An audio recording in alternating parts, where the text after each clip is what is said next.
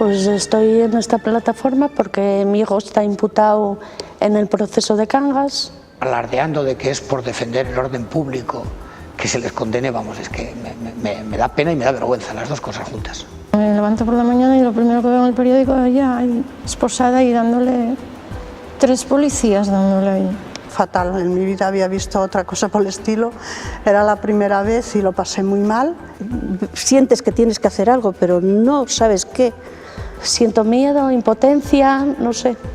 Que esté sucediendo ahora eso, pues no sabes si pasaron los años o no pasaron, porque a mí me da la impresión de que no pasaron los años. Una sensación de impotencia total, porque quien te tiene que proteger te apalea. Tanto que hablan de democracia, estamos en una democracia, todo el mundo tiene derecho a manifestarse. A mí me pone triste pensar que algo que ya estaba superado, pues se repite. Antes tenía de pequeña miedo a la Guardia Civil, porque te metía miedo con la Guardia Civil, ahora tengo miedo a la policía. No tengo miedo que me lleven, ya me soltarán. Que les partan prácticamente la vida por una cosa que no tiene fundamento, me parece. Pero ciertamente hay la comodidad de decir, no, estos no tienen entidad política, no nos conviene que nos den la lata y los hacemos callar.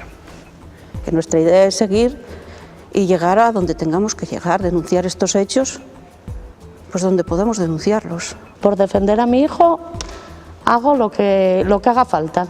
Y que sepan que no estamos de acuerdo, que vamos a hacer lo que sea. Hasta donde haya que llegar como madre. No sé lo que se puede hacer, pero si se puede hacer algo, desde luego yo lo voy a intentar.